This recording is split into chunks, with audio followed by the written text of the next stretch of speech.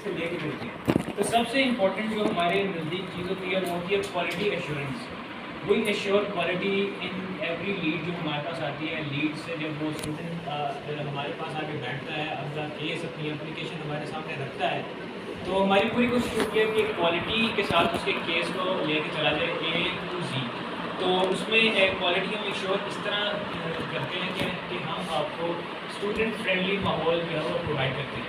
इस तरह आपसे बैठे हैं, आप अगर बाहर जाना चाहें तो आप किस कंट्री में जो है वो इंटरेस्ट होते हैं, क्योंकि आपका नाम का अहमद। अच्छा, अहमद साहब यूके में इंटरेस्टेड हैं और आप कौन से कोर्स में अभी एनरोल हैं माशाल्लाह? अच्छा, अब जो अहमद साहब हैं, अब उनकी जो कोर्स है, अब वो अपना कोर्स कंप्लीशन के बाद या अपने लास्ट सेमेस्टर में हमारे पास आते हैं कि मैंने इस कंट्री में इस कोर्स में जो है वो अप्लाई करना है। तो उनके कोर्स के रिलेटेड हम उन्हें वो ऑप्शंस प्रोवाइड करेंगे जो उनके कोर्स से रिलेट करते हैं। ऐसा नहीं है कि अहमद साहब जो है वो मैनेजमेंट के कोर्स में जाना चाह रहे हैं और हम उन्हें इंजीनियरिंग के कोर्स में डाल रहे हैं क्योंकि इंजीनियरिंग के कोर्स आसान है, या अहमद साहब जो है यूके जाना चाह रहे हैं तो हम उन्हें यूरोप में डाल रहे हैं कि यूरोप का जो है वो वीज़ा इजीली लग जाता है, यूके का तो वीज़ा नहीं लगता है। तो हम जो है अपने जितने भी हमारे स्टूडेंट्स होते हैं, जितने भी हमारे केसेस होते हैं, उनको हम उस तरीके से डील करते हैं कि उनका जो बेस्ट है उनके लिए वो उनके सामने रखा जाए। अगर फॉर एग्जांपल यूके जो है इनकी प्रोफाइल के हिसाब से ठीक नहीं है, अच्छा नहीं है, तो मैं इन्हें सजेस्ट करूँगा कि आपकी प्रोफाइल को देखते हुए ये चीज़ आपके लिए यूके ठीक नहीं है, यानी कि आपके मार्क्स जो हैं वो यूके के लिए इतने नहीं हैं कि आप वहाँ पर जा सकें, तो आपके लिए ये कंट्री ठीक है या आपके लिए दूसरा कंट्री ठीक है। तो उसके रिलेट में हम ये सब कुछ करते हैं। स्टूडेंट फ्रेंडली इन्वायरमेंट हम इस तरह से प्रोवाइड करते हैं कि आप हमारे लिए जो है एज अ फैमिली मेम्बर हम आपको लेके चलते हैं। आपका केस जो है, आपका पीरियड जो है वो हमारी रिस्पॉन्सिबिलिटी बन जाता है जब भी आप हमारे पास आते हैं। इस तरीके से कि हम आपको 6 days a week हम ओपन होते हैं from Monday to Saturday 10 to 6:30, 8.5 hours हमारा जो है वो ओपन रहता है। लेकिन अगर अहमद साहब फ्री नहीं है, जिस तरह इनकी यूनिवर्सिटी चलती है फॉर 6 days a week, तो ये फ्री नहीं है, हमारे पास नहीं आ सकते, हम फासले पे भी हैं इस्लामाबाद, ऑनलाइन भी कोई ये इस तरह से नहीं, उनका स्केड्यूल नहीं मैच हो रहा। तो ये अगर हमें संडे को भी कांटेक्ट करते हैं कि मेरे पास संडे को टाइम है, ये मेरे पास टाइम है, तो हम उनके टाइम वो हमसे जो है वो लेके अपॉइंटमेंट, तो अपने हिसाब से वो अपॉइंटमेंट आप लोग सेट भी कर सकते हो। जो भी आउटसाइड द आप लोग आउटसाइड इस्लामाबाद हो, आउटसाइड आवर वीडियो नहीं आ सकते हो हमारे पास, तो हम आपको ऑनलाइन भी जो है वो प्रोवाइड करते हैं कि आप ऑनलाइन हमसे सेशन करें। उसके लिए जो है हम आपके नंबर्स वगैरह, ईमेल, हम आपको ऑप्शन सेंड करते हैं।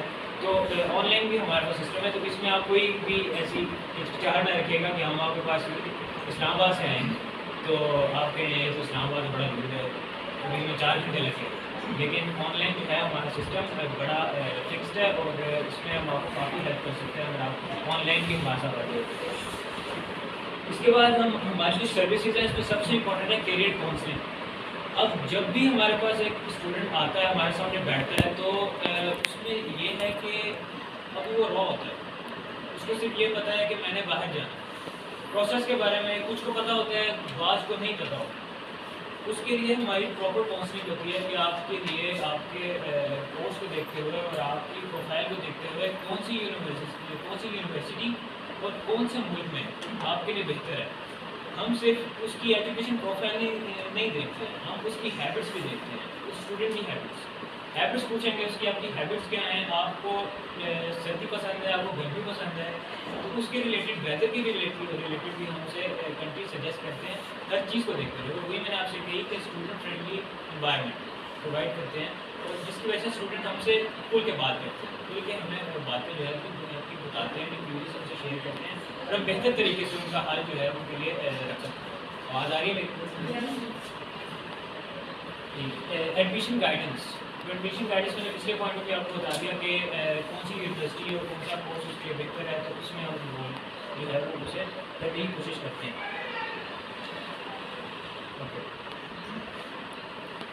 वीज़ा प्रोसेसिंग, अब जो भी हमारा प्रोसेस है फ्रॉम अब आपका स्टूडेंट हमारे पास आ गया है, अब उसकी तरफ से सिर्फ काम ये है कि वो अपने एजुकेशन डॉक्यूमेंट्स अगर आपका जो है वो BS हुआ है तो आपको अपने, और आप मास्टर्स के लिए जाना चाह रहे हैं तो आपको सिर्फ अपने डॉक्यूमेंट्स, अपना पासपोर्ट और सिर्फ हमारे साथ अपने जो भी एजुकेशन डॉक्यूमेंट्स, पासपोर्ट, आपका रिकमेंडेशन लेटर्स जो हम आपसे मांगेंगे वो आपने प्रोवाइड करना है, सिर्फ आपका काम वहाँ तक है। उसके बाद हमारा प्रोसेस शुरू होता है फ्रॉम A to Z। आपका जो है एप्लीकेशन प्रोसेसिंग, आपकी एप्लीकेशन उस यूनिवर्सिटी में भेजना, वहाँ से लेके आपके ऑफ़र लेटर जब हमें मिल जाते हैं, आपका कैश आना, उसके बाद आपकी वीज़ा प्रोसेसिंग सारी जो है वो हमारा डिपार्टमेंट करता है। और A to Z हम आपको साथ लेके चलते हैं कि अब आपका ऑफ़र लेटर आ गया, आपका अनकंडीशनल ऑफ़र लेटर है। अब अनकंडीशनल ऑफ़र लेटर क्या है वो आपको बाद में पता लगेगा, लेकिन अनकंडीशनल ऑफ़र लेटर में ये होता है कि आपकी कंडीशन रहती है, अगर आपके आइल्स के मार्क्स कम है या इस तरह है, तो कोई भी इस तरह का प्रॉब्लम अगर बीच में आ जाता है तो स्टूडेंट को साथ लेके चलते हैं, तो इसमें कोई ढकी छुपी चीज़ नहीं रहती है हमारे स्टूडेंट के बीच। ओके, इसके बाद हमारा एक प्री डिपार्चर गाइडेंस जो है हमारा सेशन होता है। जब आप अपनी कंट्री, अपने डिज़ायर कंट्री में जाने लगते हैं तो उससे पहले हमारा एक प्री डिपार्चर गाइडेंस सेशन होता है कि आप यहाँ से जा रहे हो तो फिर जाके आपको क्या करना है। इवन के हमारे जितने भी स्टूडेंट्स हैं जिनको हमने बाहर भेजा है, जो सक्सेसफुली अपने कंट्रीज़ में चले गए हैं, यूनिवर्सिटीज़ में पढ़ रहे हैं, उनके साथ अभी भी हम जो है वो कॉन्टैक्ट में हैं। और उनको जो है प्री डिपार्चर गाइडेंस सेशन भी उनके साथ हमने रखा है कि आप सिर्फ यहाँ से जाने तक हमारा काम नहीं होता उनके साथ जो है वो जाने के बाद भी हमारा ताल्लुक बना रहता है, क्योंकि वो हमारे क्लाइंट है। जैसे मैंने पहले कहा, हम एज अ फैमिली मेम्बर आपको ट्रीट करते हैं, तो यही जो है हमारा प्रोसेस है। उसके बाद हम एक और सबसे इम्पोर्टेंट चीज़ है, आपका स्टडी अब्रॉड का जो आपका प्लान है उसके अंदर जो आपके ज़रूरत होती है वो कि इंग्लिश प्रोफिशिएंसी टेस्ट, आइल्स वगैरह। अब आइल्स का ये है कि बहुत से बच्चों को प्रॉब्लम होती है आइल्स देने में, तो कुछ आइल्स नहीं देना चाहते हैं, कुछ देना चाहते हैं लेकिन उन्हें पता नहीं होता कि इसके मॉड्यूल्स क्या हैं, इसका तरीका क्या है करने का। तो उसके लिए हमारे पास जो है आइल्स क्लासेस भी हैं, हम कोचिंग क्लासेस प्रोवाइड करते हैं। हमारे पास एक कोचिंग सेंटर है आइल्स का, और हमारे पास हाईली क्वालिफाइड टीचर्स हैं for IELTS, not for just IELTS, for PTE, for Duolingo, for language cert, every type of test हमारे पास जो है उसके लिए कोचिंग क्लासेस मौजूद है। तो जब भी कोई स्टूडेंट हमारे पास आता है तो उसको ये भी फिक्र नहीं होनी चाहिए कि आइल्स जो है वो मेरा रह जाएगा। इंशाल्लाह ताला जो आपके डिज़ायर्ड बैंड है, जिस यूनिवर्सिटी में आप जाना चाह रहे हो उसके बैंड के हिसाब से आपकी तैयारी होगी, और इंशाल्लाह आप उस बैंड पर पूरा करके आप उस यूनिवर्सिटी में जो है वो जाओगे। अगर आइल्स आप नहीं देना चाह रहे हो तो इसके अलावा दूसरे ऑप्शन हैं, उसकी भी हमारे पास जो है वो कोचिंग क्लासेस मौजूद हैं, तो आप वो भी दे सकते हो अगर आप आइल्स नहीं देना चाह रहे। उसके बाद जो है हमारी प्रोसेस में आपके इम्पोर्टेंट चीज़ें आ जाती हैं, डॉक्यूमेंटेशन, जो कि मैंने आपसे बताया कि हमारी तरफ जो आपकी तरफ से हमें ज़रूरत होती है जिन चीज़ों की। वैसे तो मैंने कहा कि A to Z सारा प्रोसेस हम करते हैं, लेकिन उससे पहले हमें आपके डॉक्यूमेंट्स की ज़रूरत होती है, तो वो आपकी तरफ से CV डॉक्यूमेंट्स में ही आ जाता है। तो इसमें आपके फर्स्ट और सेकंड पेज ऑफ पासपोर्ट की हमें ज़रूरत होती है। इसके अलावा एकेडमिक डॉक्यूमेंट्स, डिग्रीज और ट्रांसलेट जो भी आपकी मैट्रिक की, FSC की, BSc की डिग्री आपकी ज़रूरत होती है। इंग्लिश टेस्ट सर्टिफिकेट, आइल्स वगैरह, PTE, Duolingo, उसका जो है वो मार्कशीट, स्टेटमेंट ऑफ पर्पस। अब ये स्टेटमेंट ऑफ पर्पस जो है, anybody know about SOP statement of purpose, इसको पता? अच्छा, स्टेटमेंट ऑफ पर्पस एक ऐसा डॉक्यूमेंट है कि जिसमें स्टूडेंट का सारा शेयर होता है कि वो बाहर जाके करेगा क्या, बाहर जा क्यों रहा है, बाहर जाके करेगा क्या, वहाँ से आके क्या करेगा। और ये डॉक्यूमेंट आपकी जो है वो जितनी भी आपकी डॉक्यूमेंटेशन है बाहर जाने के लिए, ये सबसे इम्पोर्टेंट डॉक्यूमेंट है, जिसमें स्टूडेंट का मतलब वो देखते हैं कि स्टूडेंट क्या है, ये करने के जा रहे हैं, इसका मकसद क्या है बाहर जाकर पढ़ने का। अब SOP इस तरह है कि SOP हर बंदा नहीं लिख सकता, SOP लिखने के भी तरीके हैं। अब ये है कि SOP आप लेंथी नहीं लिख सकते। SOP का एक बहुत ही शॉर्ट मेथड होता है, ब्रीफ मेथड होता है, और आपने उस ब्रीफ मेथड में अपना सारा कुछ बताना होता है कि मैं क्या हूँ, मैं जाके क्या करूँगा, मैं करके क्या आ रहा हूँ, और मैं वहाँ पे जाके क्या करूँगा, और वापस आके मैं क्या करूँगा। तो ये सारा आपने SOP में डिक्लेयर करना होता है, जो कि जिसके लिए हमारे पास जो है कंटेंट राइटर्स हैं, हाईली क्वालिफाइड कंटेंट राइटर्स हैं जो कि आपकी एसओपी शॉर्ट और ब्रीफ लिखते हैं। अब अगर आप एसओपी लिखते हो ना तो उसमें कोई ना कोई मसला रह जाएगा, जैसे वो लंबी हो जाएगी। Yes. Just like that, generating profile of yourself, something like that. Yes, yes, yes. जिसमें आपका इंट्रोडक्शन भी आ रहा है, इंट्रोडक्शन भी आ रहा है, जिसमें आपका इंट्रोडक्शन आ रहा है, आपका पर्पस है कि आपने वहाँ जाके क्या करना है। उससे पहले आप यहाँ पे क्या करते रहे, आपने जो यूनिवर्सिटी चूज़ क्यों किया, आप जिस कोर्स में जा रहे हो वो क्यों Same like profile. सेम है।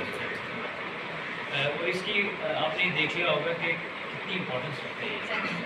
और इसके बाद आता है तो स्टेटमेंट ऑफ पर्पस, जैसे मैंने कहा कि क्वालिटी एश्योरेंस, क्वालिटी एश्योर करने के लिए हमारे पास कंटेंट राइटर्स हैं, तो वो आपकी ऐसी एसओपी लिखते हैं कि जो शॉर्ट होती है और ब्रीफ होती है और एग्जैक्टली बयान करती है कि आप क्या करने जा रहे हो और आप क्या हो।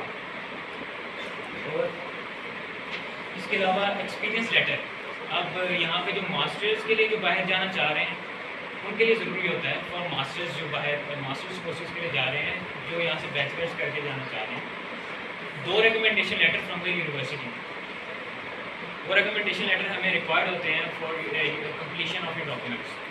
इसके अलावा सीवी, करिकुलम डेटा है जो कि मैम ने बताया, आपकी सीवी हमें ज़रूरत होती है। अब सीवी का तो सबको आइडिया है। एक्सपीरियंस लेटर, उसके अलावा अगर आपने बैचलर्स के बाद आपका गैप है, आपने गैप में कोई वर्क किया है, किसी कंपनी के साथ अपना बिजनेस किया है, तो उसका एक्सपीरियंस लेटर आपको हमें प्रोवाइड करना होता है। आपका एफएससी के बाद गैप है तो आपको वो एक्सपीरियंस लेटर हमें प्रोवाइड करना होता है अगर आपने काम किया है वहाँ पे। तो जो भी आप वर्क करते हो किसी कंपनी के साथ, वो भी आपको प्रोवाइड करना होता है किसी में। Financial statements, bank statement, bank statement bank statement जो है आपकी भी ज़रूरी है, क्योंकि बैंक स्टेटमेंट इसलिए ज़रूरी है कि आप जो है आपके पास फाइनेंशियली आप इतने केपेबल हो कि वहाँ जाके आप अपना अकोमोडेशन और अपनी जो रिमेनिंग फ़ीस है वो पे कर सकते हो। ये भी आपको शो करना पड़ता है अपने जो है वो डॉक्यूमेंट्स में, हमें वो यूनिवर्सिटी को शो करना होता है कि ये जो बच्चा है या ये जो स्टूडेंट है जो बाहर जा रहा है तो ये अपना ख़र्चा उठा सकता है। वो आप अपने बैंक में वो एसेट्स आपको शो करने होते हैं।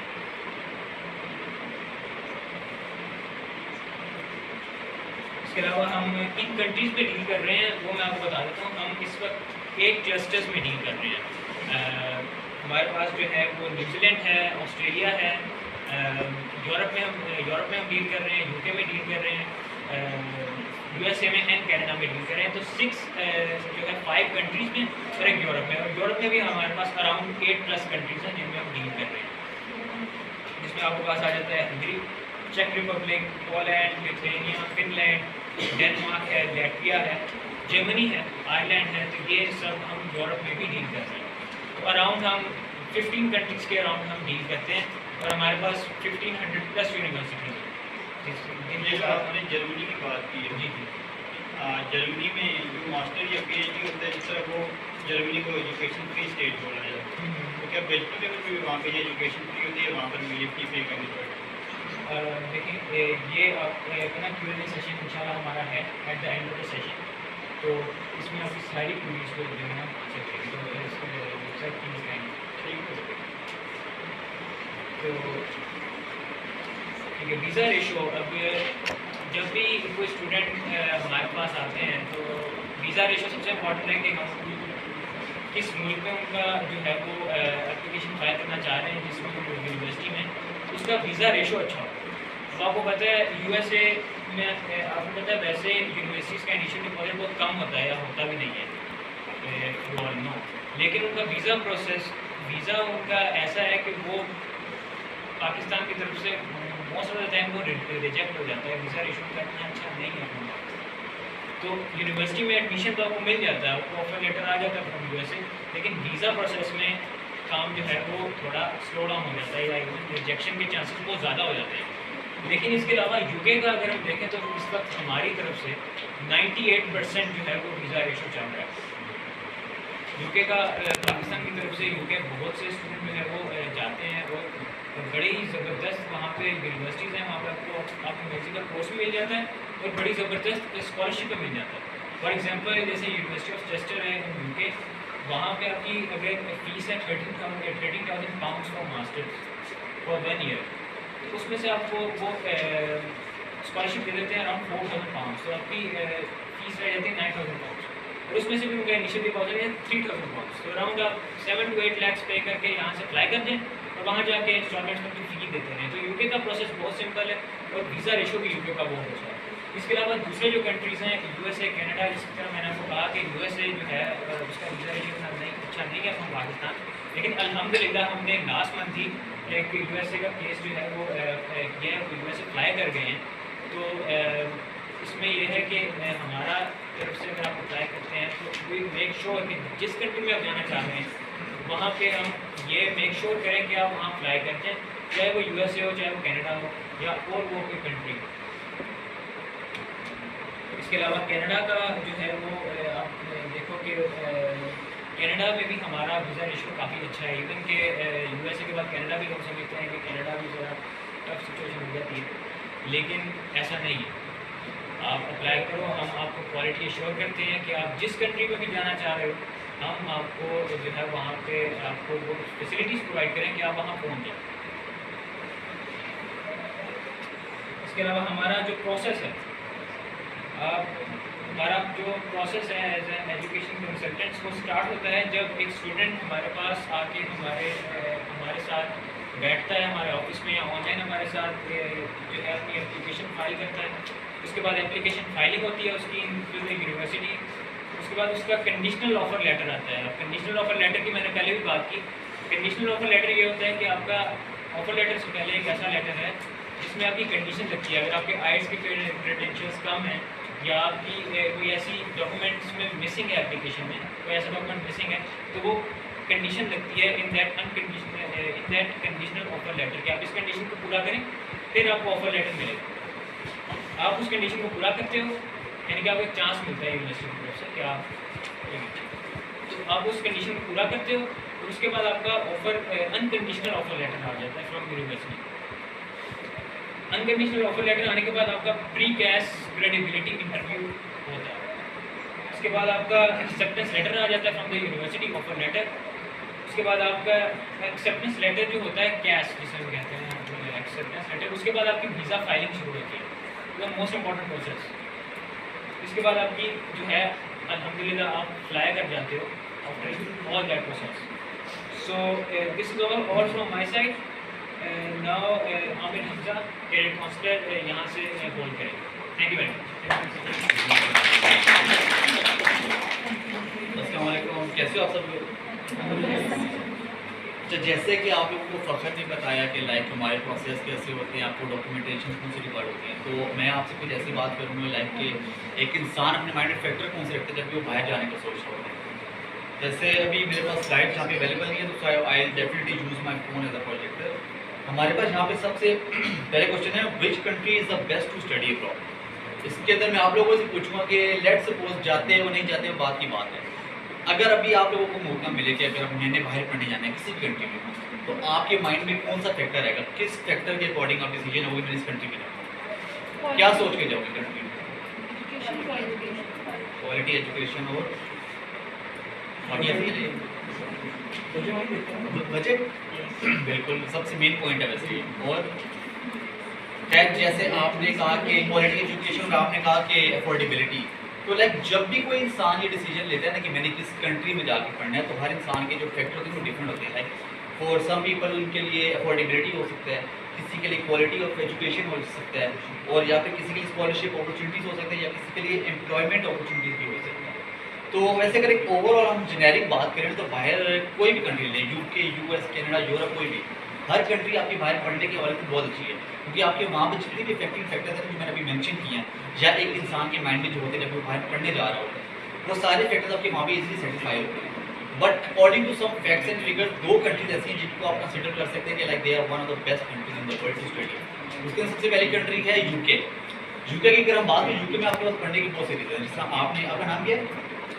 उमैर। जैसे उमैर ने कहा कि वो यूके में Uber, sorry I am really bad, जैसे उनका अफोर्डेबिलिटी, और ये कह लो कि मेरी नज़र में भी अगर मैं भी जाऊँगा तो मैं भी सबसे पहले अफोर्डेबिलिटी ही देखूंगा तो यूके के अंदर आपका जो फीस स्ट्रक्चर है वो सबसे ज़्यादा अफोर्डेबल है।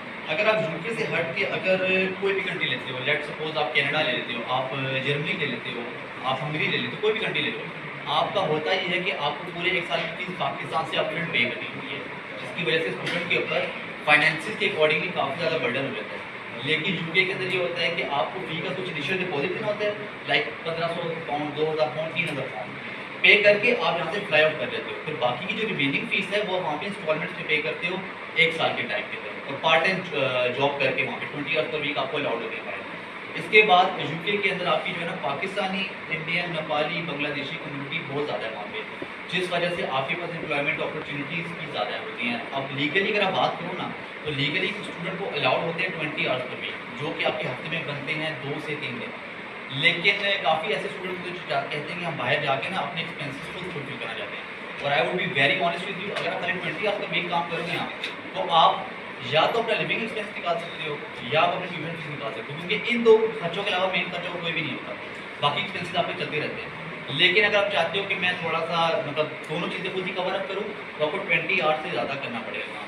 अब जैसे ही आपके 20 आवर्स पूरे होंगे तो कोई भी गोरा आपको काम नहीं करने देगा, कभी भी नहीं करना देगा।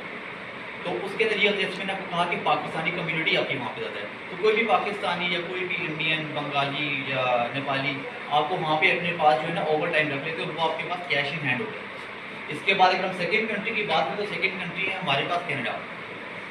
कनाडा जो है आपको बहुत अच्छी स्कॉलरशिप अपॉर्चुनिटी प्रोवाइड करता है।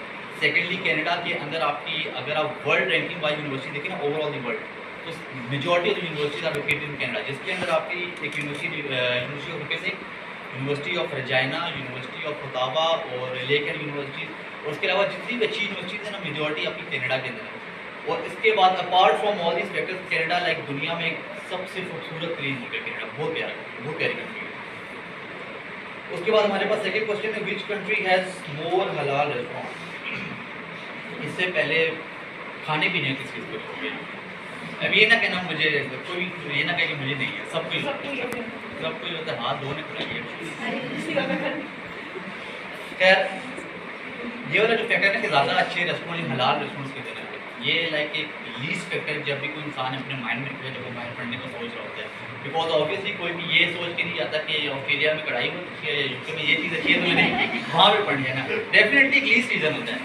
बट फिर भी कभी कभार इंसान के माइंड में आ सकता है। तो जैसे मैंने कहा कि यूके के अंदर ना आपकी पाकिस्तानी कम्युनिटी बहुत ज़्यादा है, तो because of that factor UK के अंदर ना आपके हलाल रेस्टोरेंट्स बहुत ज़्यादा है। और 2 सेकंड के लिए अगर स्टडी अब्रॉड को साइड में भी करते हैं, बाहर नहीं जाना, ठीक है। खाने का ना हमारी ज़िंदगी में एक साइकोलॉजिकल फैक्टर भी होता है। कभी कभार होता है ना कि इंसान लाइक हमारा मोरल डाउन है या हम सैड फील कर रहे होते हैं, उस टाइम आप ट्राई करेंगे अपना फेवरेट खाना खा के ट्राई करें, definitely you will feel good. तो इसके बाद हमारे पास अगली स्लाइड है, more factors that help you choose the best country. जैसे कि मैंने स्टार्टिंग में आप लोगों को कहा था कि कुछ आपके फैक्टर्स होते हैं जो हर इंसान एक माइंड में तक के सोचता है कि मैंने इस कंट्री में जाना है। उसके अंदर अफोर्डेबिलिटी की मैंने बात करी थी, इन्वायरमेंट की बात आती है। इन्वायरमेंट के अंदर यू नीड टू लुक कि आप जिस कंट्री में जा रहे हो वहाँ के रूल्स एंड रेगुलेशन कैसे हैं, वहाँ के लॉज कैसे हैं, वहाँ की इन्वायरमेंट कैसी है। बिकॉज काफ़ी ऐसे लोग होते हैं लाइक जिनकी पर्सनैलिटी ज़्यादा फ्लेक्सिबल नहीं होती, तो इनिशियली जब भी वो बाहर कहीं भी मूव करते हैं तो वहाँ पे सेटल होना वहाँ पे उनके लिए बहुत ज़्यादा मुश्किल हो जाता है because of their inflexible nature. तो आपको एनवायरनमेंट आपका एक ऐसा है जो आपको अपने माइंड में देखना होता है। उसके बाद एम्प्लॉयबिलिटी, जैसे मैंने इसका भी आपको पहले बताया था कि काफ़ी स्टूडेंट्स होते हैं कहते हैं हम अपने एक्सपेंसिव वहाँ पर जाके खुद फुलफिल करें। आपको ये भी चीज़ देखनी होती है कि मेरे पास एम्प्लॉयमेंट अपॉर्चुनिटीज़ ज़्यादा कहाँ पे है, मैं ज़्यादा कमा कहाँ सकता हूँ, मतलब करेंसी एक्सचेंज रेट जहाँ पे ज़्यादा कहाँ पे है। तो काफ़ी ऐसे फैक्टर्स हैं जो आपको अपने माइंड में रखने होते हैं। जिसमें लास्ट फैक्टर आपका आता है सेफ्टी। सेफ्टी की अगर आप बात करो तो बाहर आपकी जितनी, सॉरी मुझे पहला मेरा बहुत खुश हो गया, मैं काफ़ी दूर करा रहा हूँ। खैर सेफ्टी की अगर आप बात करो तो बाहर आपकी जितनी भी कंट्रीज है वहाँ पे आपका लॉ एंड ऑर्डर बहुत अच्छा है, रूल्स एंड रेगुलेशन अच्छे हैं। जब हम पाकिस्तान में होते हैं हम यहाँ पे बादशाह बने थे, सिग्नल तोड़ दिया, ये कर दिया, वो कर दिया। बाहर आपका ये सिनेरियो नहीं होता, वहाँ पे इनफैक्ट आपको रैपर भी बाहर नहीं फेंक सकते। तो रूल्स एंड रेगुलेशन अगर आप किसी भी कंट्री में देखो तो yes they are very good. इसके बाद एक क्वेश्चन आता है, काफ़ी ऐसे स्टूडेंट्स होते हैं या बच्चे, मेजोरिटी होते हैं, देखो जब भी कोई बाहर जाता है, मेरे पास जो क्लाइंट्स होते हैं ना, हर किसी के माइंड में ये होता है कि मैंने बाहर जाकर सेटल होना है। पढ़ाई माइंड में एक कोने में जाकर हमारी उसी के हमें पढ़ना होता है जाके, ज़्यादातर लोगों का माइंड में सेटल होने अपने बाहर जाके। तो आप जब भी बाहर अपनी एक क्या नाम है डिग्री पूरी करते हो, whether it is MS, whether it is BS, आपको अपनी डिग्री की सक्सेसफुल कंप्लीशन के बाद 2 साल का पोस्ट स्टडी वर्क वीज़ा मिलता है। अगर आप यूके की इसके लेट्स एग्जाम्पल देता हूँ आपको, 3 साल का बैचलर होता है यूके में और 1 साल का एमएस होता है। आपने 3 साल के लेट्स सपोज बैचलर्स के लिए अप्लाई किया, आपको जब 3 साल की डिग्री पूरी हो जाएगी तो आपको 2 साल का पोस्ट स्टडी वर्क वीज़ा मिलेगा, जिसके अंदर जो है यूनिवर्सिटी आपकी हेल्प करती है कि आपकी फील्ड से रिलेटेड आपके लिए जॉब मिले और उस दौरान आप अपनी सेटलमेंट का भी कुछ ईजीली सीन कर सकते हो। तो कनाडा की अगर बात करें तो कनाडा को 3 साल का देता है, यूके भी आपको 3 साल का देता है और ऑस्ट्रेलिया भी आपको 3 साल का देता है। इसके बाद हमारे कुछ स्टूडेंट्स हैं जो सक्सेसफुली बाहर चले गए हैं। उनमें सबसे पहले हमारे पास हमजा अफजाल, ये is in USA, Westcliff university. Mohammad Waqar, business management. Harmoon Yusuf, UK in MS international relations. Hamza Arshad, project management UK. Sikandar Turk, MA international relations Hungary. Roshan Hasan, UK. Junaid Ahmad, UK. And Afsar Ahmad Humayun, Canada. इनका भी रिसेंट वीज़ा लगा है, अफसार अहमद हुमायूं का। इसके बाद सबसे एंड में जो क्वेश्चन था वो स्कॉलरशिप का आता है। लाइक ऑलमोस्ट 100% लोगों के माइंड में तो स्कॉलरशिप फीसिस आपकी काफ़ी ज़्यादा होती है तो काफ़ी सपोर्ट नहीं कर सकते। स्कॉलरशिप का ये होता है, अगर ऑनेस्ट की बात करें तो बाहर आपको जो इंटरनेशनल यूनिवर्सिटी में बहुत ज़्यादा कंफ्यूज होती है, आपको स्कॉलरशिप नहीं देती, कभी भी नहीं देती। अब जैसे हम लोग कंसल्टेंट हैं मार्केट में, आपने 2 कंसल्टेंट्स का नाम सुना होगा, HR कंसल्टेंट्स हैं, टाइम कंसल्टेंट है, J&S है। तो हर कंसल्टेंट का ये होता है कि उनके साथ यूनिवर्सिटी जो है डिफरेंट कॉन्ट्रैक्ट पे होती है।